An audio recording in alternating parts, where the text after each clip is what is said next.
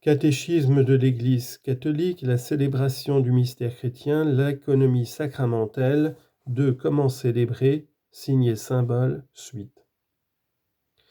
Dieu parle à l'homme à travers la création visible. Le cosmos matériel se présente à l'intelligence de l'homme pour qu'il y lise les traces de son Créateur.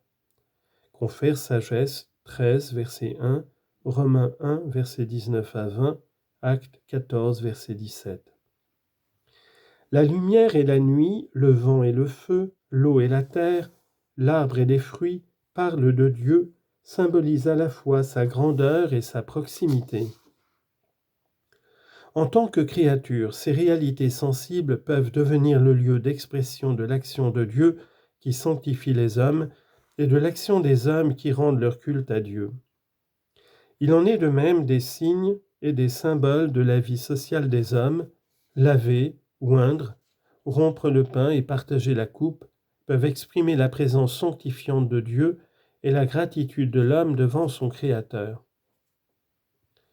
Les grandes religions de l'humanité témoignent souvent de façon impressionnante de ce sens cosmique et symbolique des rites religieux.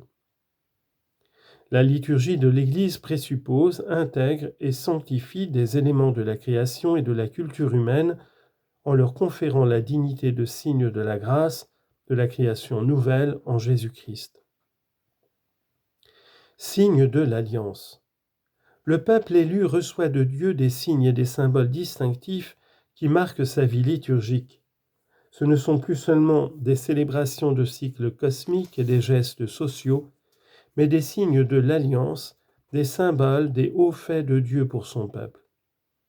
Parmi ces signes liturgiques de l'Ancienne Alliance, on peut nommer la circoncision, l'onction et la consécration des rois et des prêtres, l'imposition des mains, les sacrifices et surtout la Pâque.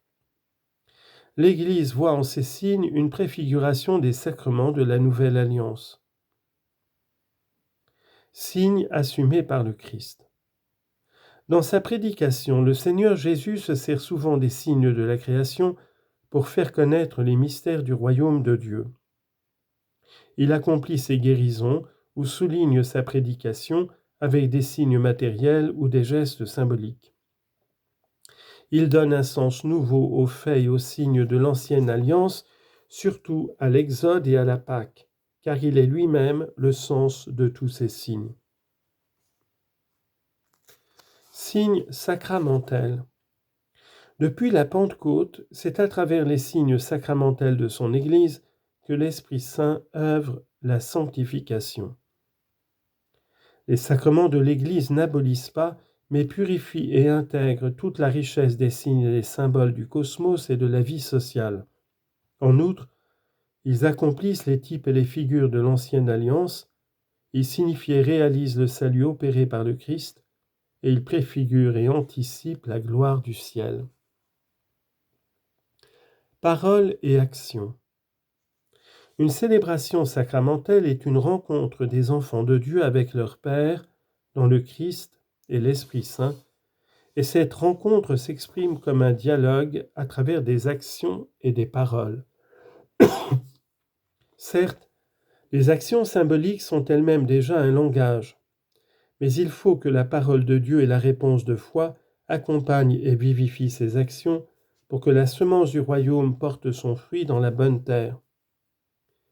Les actions liturgiques signifient ce que la parole de Dieu exprime, à la fois l'initiative gratuite de Dieu et la réponse de foi de son peuple. La liturgie de la parole est partie intégrante des célébrations sacramentelles. Pour nourrir la foi des fidèles, les signes de la parole de Dieu doivent être mis en valeur. Le livre de la parole, lectionnaire ou évangéliaire, sa vénération, procession, encens, lumière, le lieu de son annonce en bon, sa lecture audible et intelligible, l'homélie du ministre qui prolonge sa proclamation, les réponses de l'assemblée, acclamation, psaume de méditation, litanie, confession de foi. Indissociables en tant que signe et enseignement, la parole et l'action liturgique le sont aussi en tant que réalisant ce qu'ils signifient. L'Esprit Saint ne donne pas seulement l'intelligence de la parole de Dieu en suscitant la foi, par les sacrements, il réalise aussi les merveilles de Dieu annoncées par la parole, il rend présente et communique l'œuvre du Père accomplie par le Fils bien-aimé. Chant et musique. La tradition musicale de l'Église universelle a créé un trésor d'une valeur inestimable qui l'emporte sur les autres arts, du fait surtout que, chant sacré lié aux paroles, il fait partie nécessaire ou intégrante de la liturgie solennelle.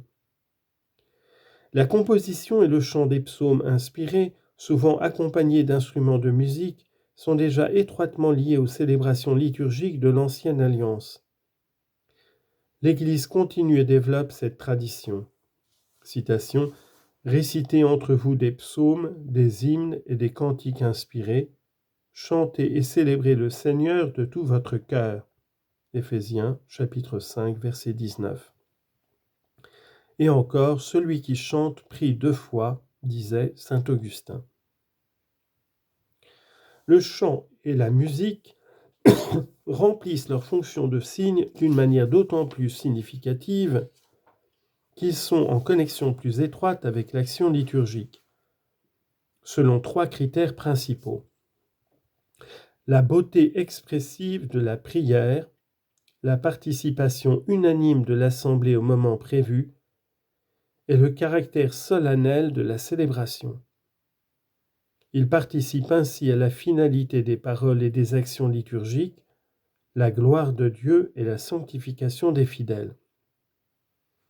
Citation des Confessions de saint Augustin. « Combien j'ai pleuré à entendre vos hymnes, vos cantiques, les suaves accents dont retentissait votre Église. Quelle émotion j'en recueillais. Il coulait dans mon oreille, distillant la vérité dans mon cœur. Un grand élan de piété me soulevait, et les larmes ruisselaient sur ma joue, mais elles me faisaient du bien. » Fin de citation. L'harmonie des signes, chant, musique, parole et action, est ici d'autant plus expressive et féconde qu'elle s'exprime dans la richesse culturelle propre au peuple de Dieu qui célèbre. C'est pourquoi le chant religieux populaire sera intelligemment favorisé pour que, dans les exercices pieux et sacrés et dans les actions liturgiques elles-mêmes, conformément aux normes de l'Église, la voix des fidèles puisse se faire entendre. Mais les textes destinés au chant sacré seront conformes à la doctrine catholique et même seront tirés de préférence des Saintes Écritures et des sources liturgiques.